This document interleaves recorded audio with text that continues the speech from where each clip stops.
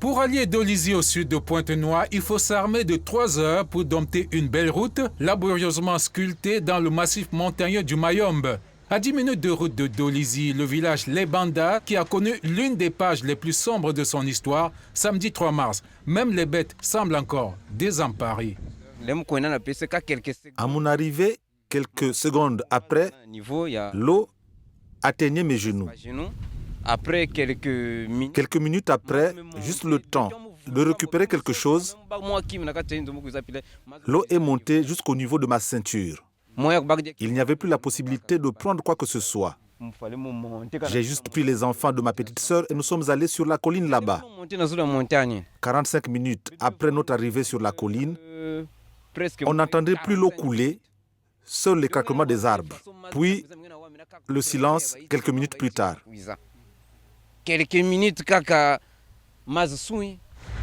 Le village Les Bandas est encore dans la stupeur. Le dernier bilan humain fait état de la disparition de 4 personnes.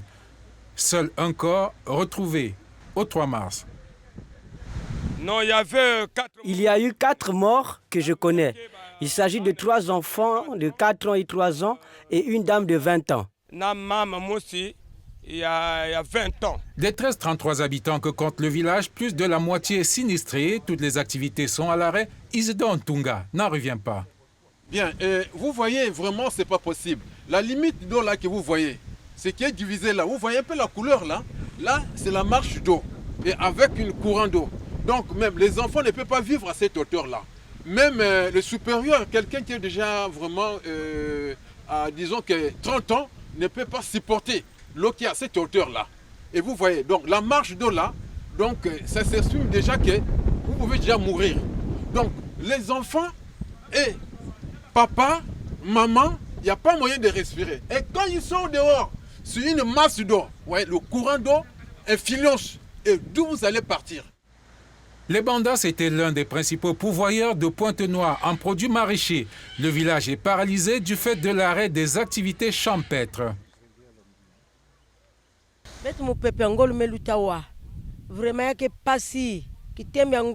La journée du dimanche, nous sommes allés à l'église et de retour dans nos maisons vers 15 heures, une petite pluie a commencé. À la minute, nous avons été surpris par une vague d'eau qui a submergé les maisons et même le bétail s'est enfui. Les poules ont fui et il y a eu même des morts. Nous avions dû fuir le village afin de nous abriter et nous avons tout perdu car les maisons se sont effondrées et beaucoup de pertes en vies humaines et matérielles. Là, je n'ai plus où habiter.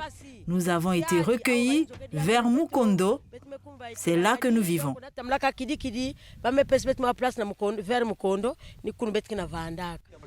Kayakasi, la mort dans l'âme, raconte la disparition de sa plantation d'1 hectare. Cette étendue de presque 1 hectare m'appartenait. J'y avais répiqué des ciboules qui étaient prêts à la vente. Je m'étais rendu à Pointe-Noire pour pouvoir revendre ces ciboules que les enfants devraient m'envoyer chaque mois par convoi. Mais subitement, ce sont les enfants qui m'ont appelé pour me demander de revenir au village car tout est inondé dans les eaux. Tout a été immergé, les motopompes, les insecticides, près de 45 planches d'étendue. Tout est parti et rien n'a été récupéré. Rien. Gabriel Ngimbi est inconsolable. Il a perdu sa fille et 3 de ses petits-enfants. Je suis vraiment touché, je suis dépassé. Que faire avec cette charge que j'ai? Que l'État me vienne en aide. Je n'ai plus de moyens. Ma fille qui gardait mon argent chez elle a disparu puisqu'elle a été emportée par les eaux. Jusqu'ici, nous n'avons pu retrouver qu'un seul corps de tous les corps qui avaient disparu. Même lorsqu'un chien, quand il disparaît, on le cherche. À plus forte raison des personnes. Ce ne sont pas des animaux. On doit tout faire pour les retrouver. Est-ce que la rivière est devenue un cimetière? Les explications divergent sur l'origine du drame. Et je demande à M. Trump s'il est vraiment un homme, qu'il vienne voir d'abord ce qui se passe ici. Alors que les autres ont conclu à Paris. Ce qu'ils ont eu à conclure là-bas, c'était les bonnes choses pour sauver l'humanité. Et lui, il a refusé cela. Est-ce que ce monsieur, c'est un monsieur juste?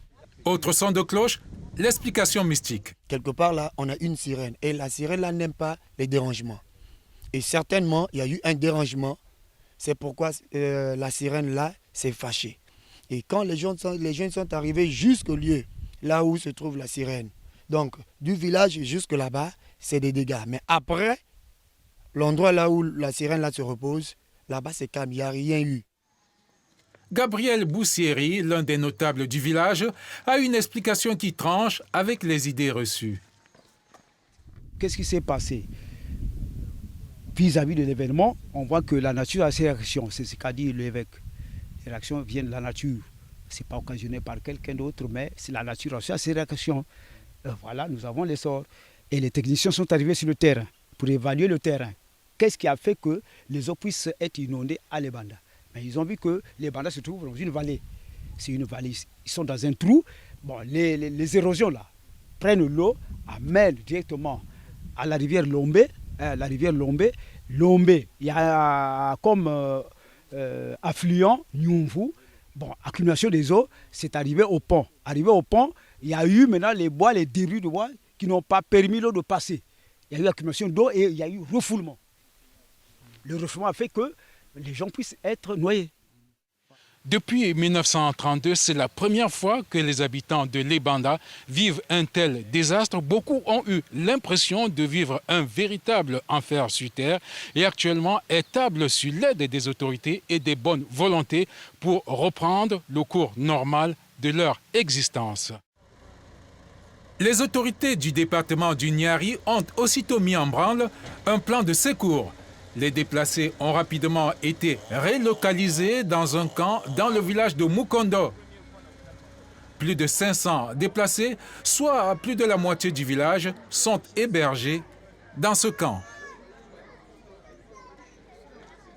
Nous sommes arrivés ici le dimanche à pareille heure, c'est-à-dire vers les 18 h.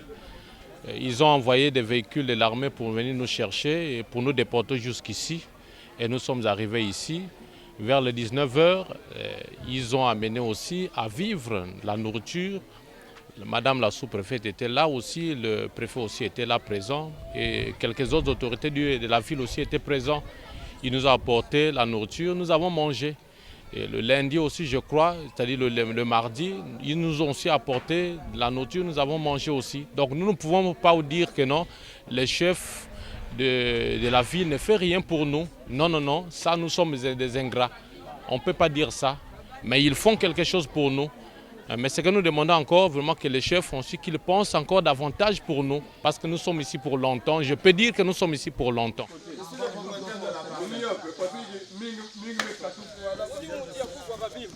C'est moi le propriétaire de ces effets-là. Là, je m'en vais. Alors que certains ont choisi de déménager, de quitter le village, d'autres refusent de baisser les bras et croient en l'avenir. Malgré tout.